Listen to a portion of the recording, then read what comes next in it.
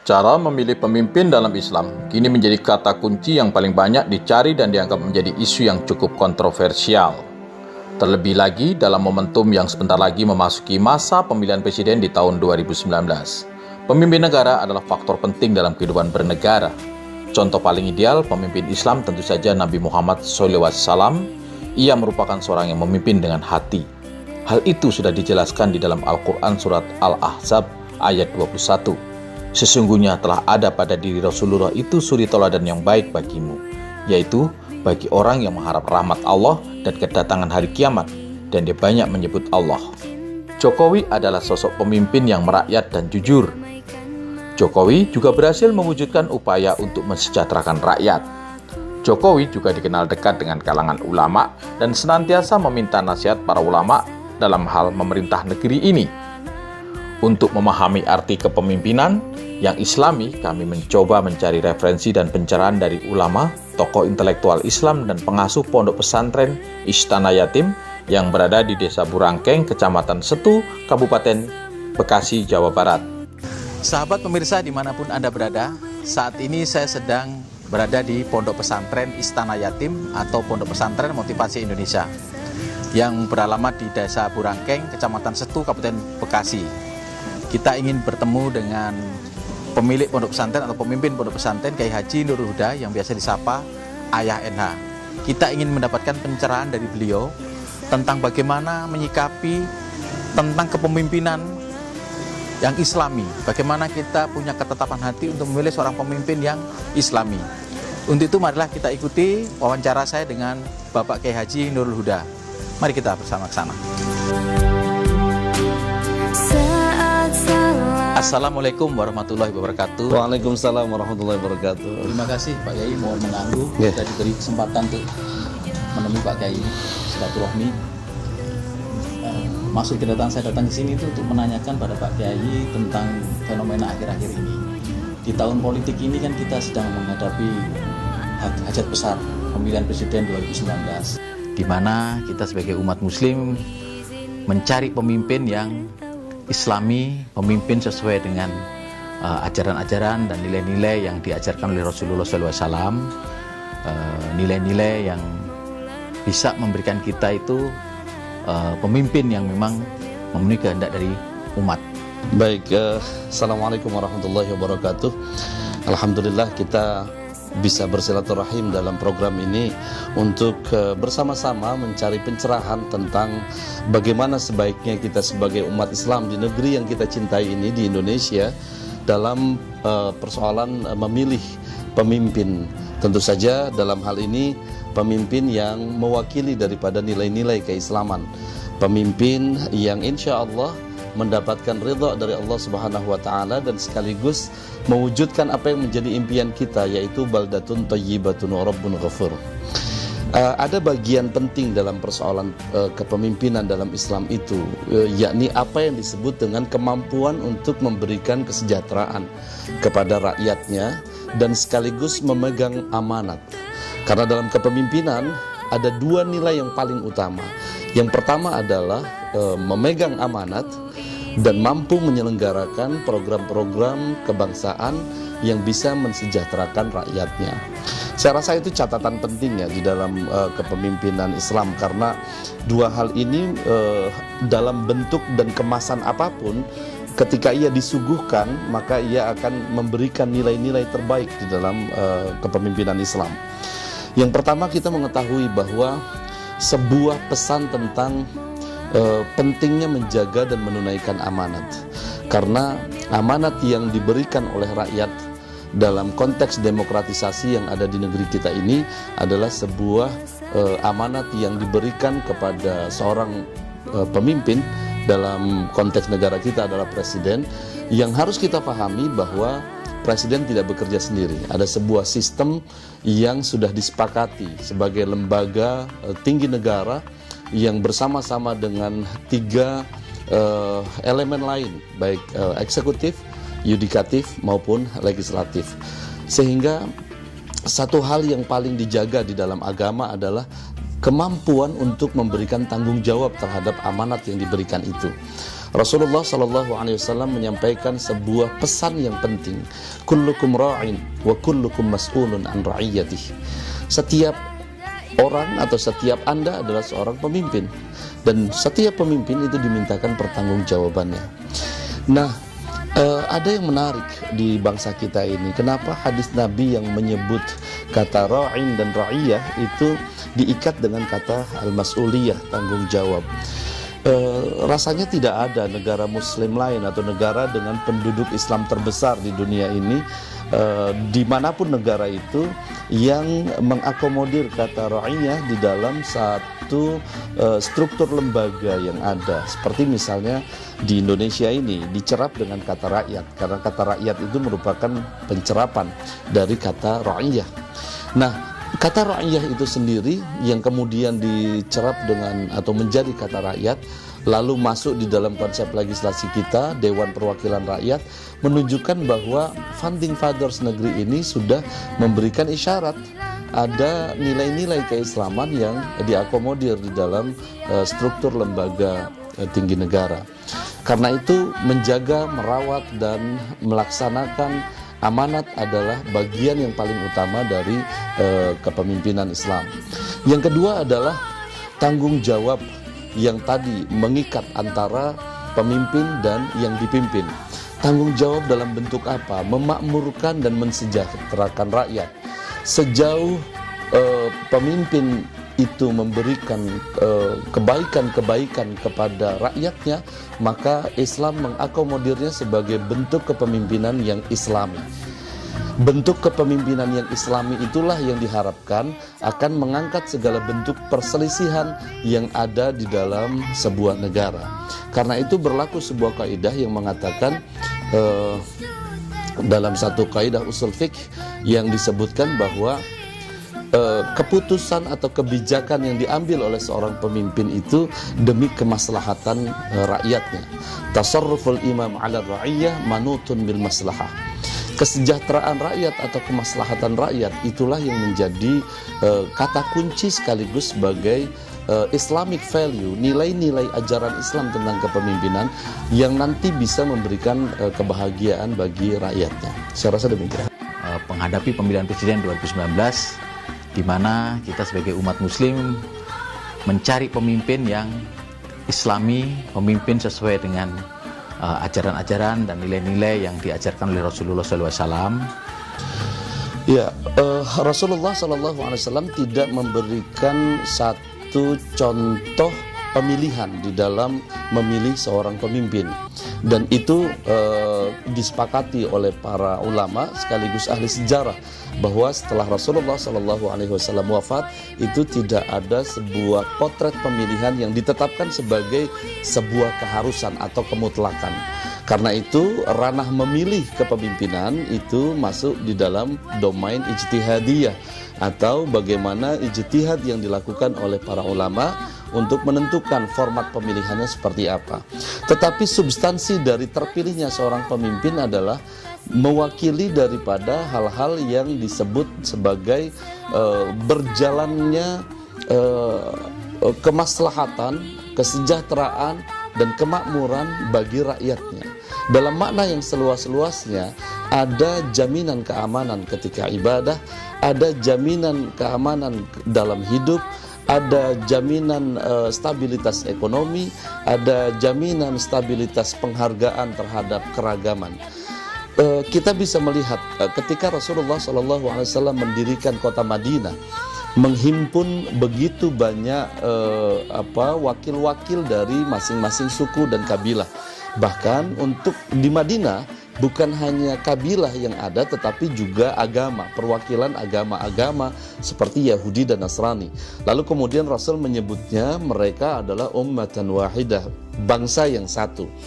Di dalam Al-Mitsaqul Madinah atau piagam kota Madinah itu disebutkan demikian. Maka bagaimana kita bisa mengambil contoh untuk menduplikasi kepemimpinan Rasulullah SAW ataupun para sahabat yang mencontohkannya dalam Al-Khulafa Ar-Rasyidun 4 dan 5 ya, pemimpin periode Al-Khulafa Ar-Rasyidun, Sayyidina Abu Bakar, Sayyidina Umar, Sayyidina Uthman, Sayyidina Ali dan Sayyidina Hasan ibn Ali radhiyallahu anhum ajma'in, memberikan potret dan nilai-nilai kepemimpinan yang sangat baik sekali.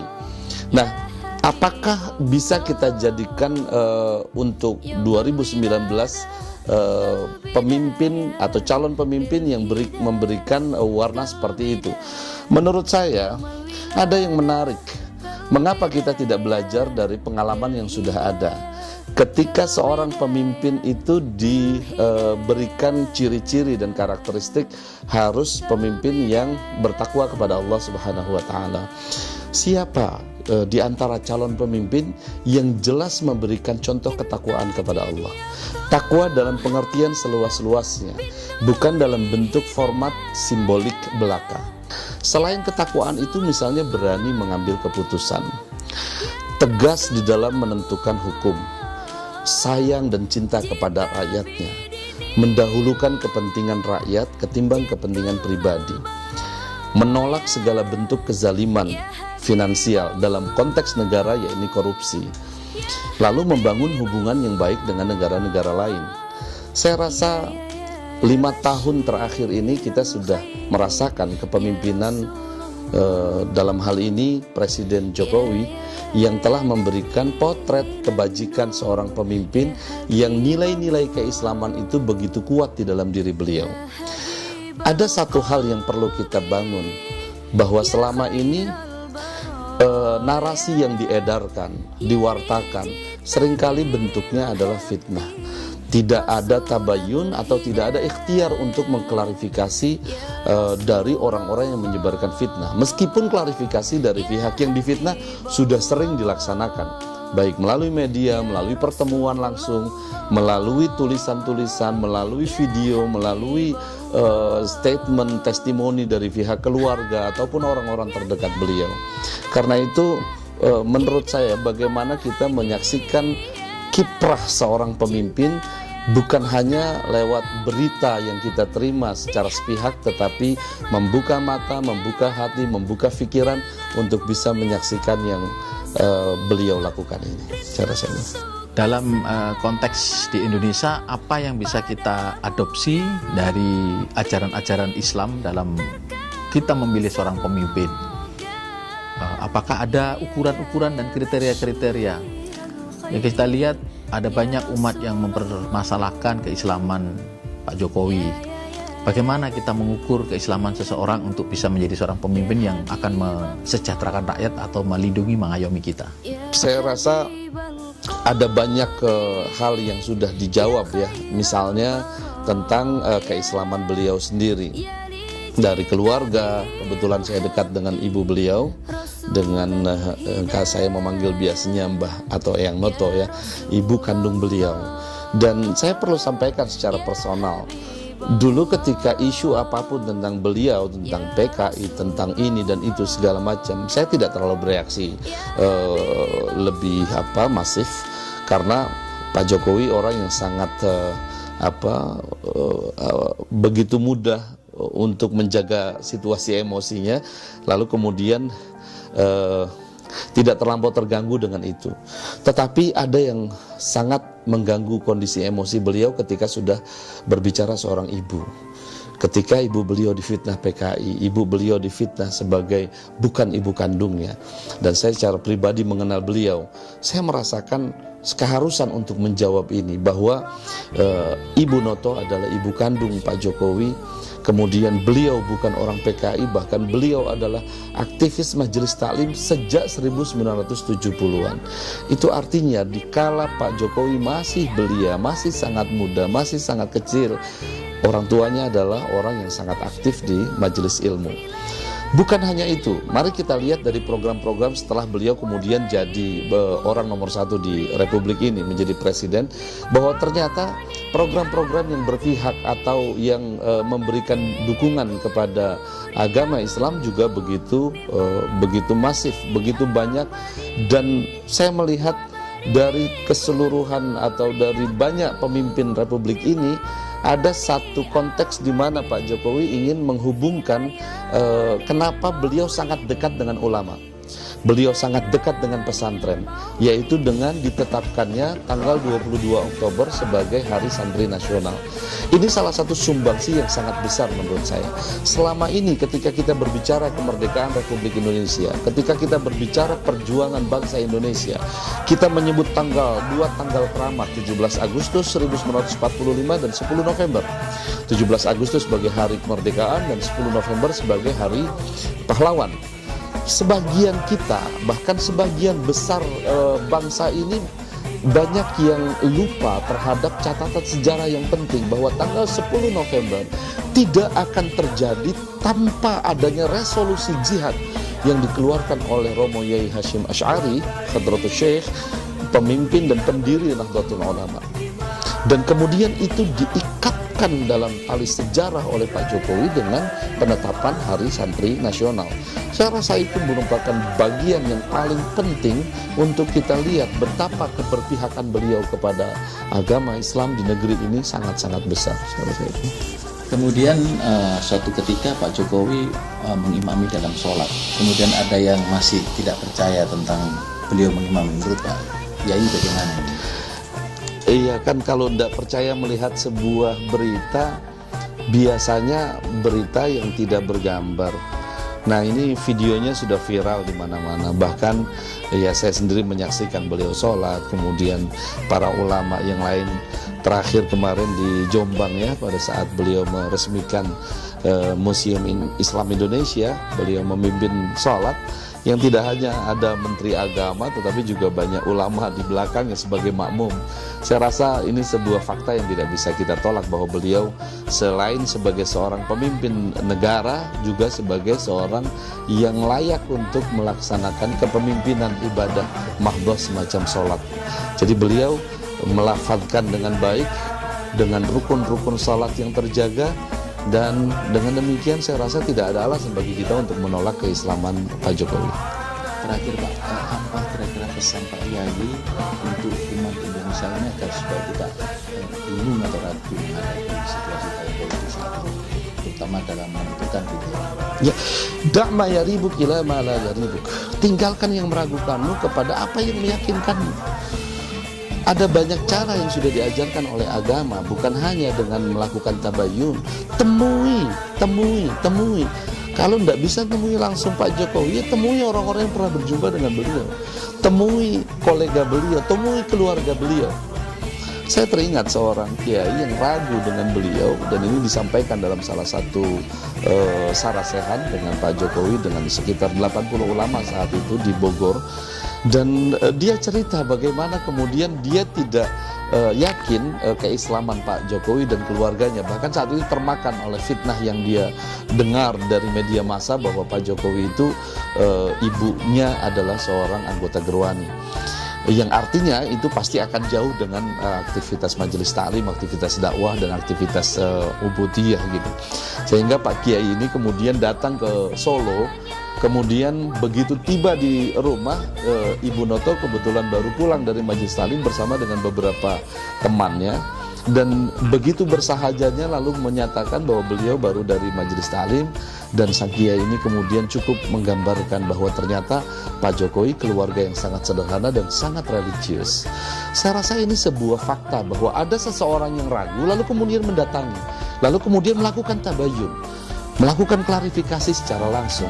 Itu hal yang paling bijak dan sekaligus ajaran agama untuk kita tetapkan. Jadi jangan pernah ragu lagi. Beliau yang insya Allah akan memimpin kembali kita di periode yang kedua adalah seseorang yang keislamannya sangat kuat, dikonfirmasi oleh banyak ulama, dan sekaligus juga dalam 5 tahun perkembangan kepemimpinan beliau kemarin, beliau tunjukkan bahwa keberpihakannya kepada Islam ini begitu besar, begitu luar biasa, dan rasanya tidak ada alasan bagi kita untuk menyatakan keislaman beliau.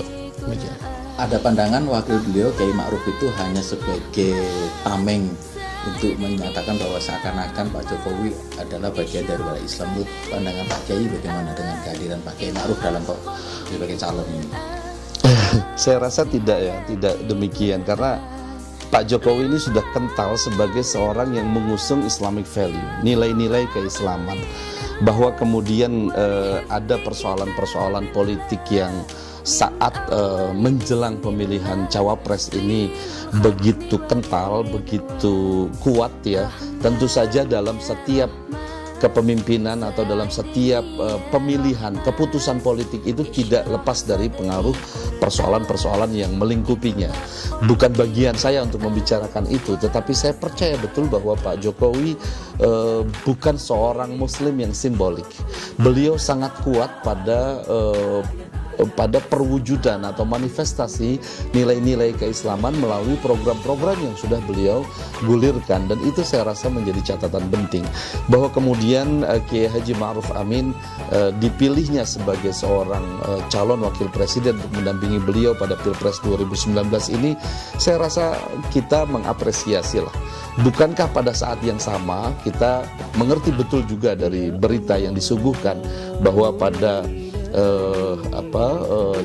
cerita di kelompok capres dan cawapres yang lain saat itu sedang berkembang juga sebuah wacana yang digulirkan melalui ijtima ulama, yang salah satu rekomendasinya adalah menyampaikan agar cawapres pendamping dari Pak Prabowo ya saat itu ditetapkan harus seorang ulama.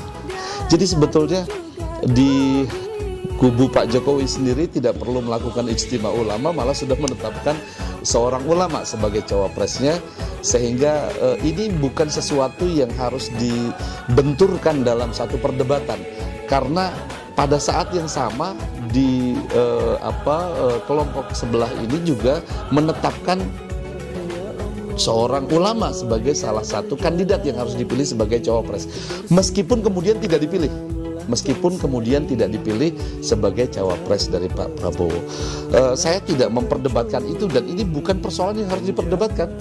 Bahwa kemudian saya malah menyebutnya sebagai berkat ya, bagaimana bangsa Indonesia yang besar ini memilih atau melalui Pak Jokowi kemudian dipilih seorang Kiai Haji Ma'ruf Amin untuk mewakili kader-kader terbaik bangsa sebagai calon wakil presiden pendamping beliau. Saya rasa itu. Dan mungkin satu tambahan bahwa secara potensi dan juga kemampuan, beliau ini memiliki kapabilitas yang sangat mumpuni untuk mendampingi beliau sebagai calon wakil presiden. Sahabat pemirsa, demikianlah obrolan kami dengan pemimpin Pondok Pesantren Istana Yatim, Kiai Haji Nurul Huda, yang biasa disapa dengan Ayah NH. Beliau adalah seorang tokoh ulama di Kabupaten Bekasi. Semoga apa yang disampaikan Pak Yai Nurul Huda bisa bermanfaat dan memberikan pencerahan bagi kita dalam menetapkan hati dan menumbuhkan hati untuk tidak salah dalam memilih pemimpin di 2019. Saya Edi Winarto beserta kru yang bertugas menyampaikan terima kasih atas kebersamaan Anda menonton video ini. Semoga apa yang kami sampaikan ini bisa bermanfaat dan menjadi referensi Anda. Sampai jumpa. Wassalamualaikum warahmatullahi wabarakatuh.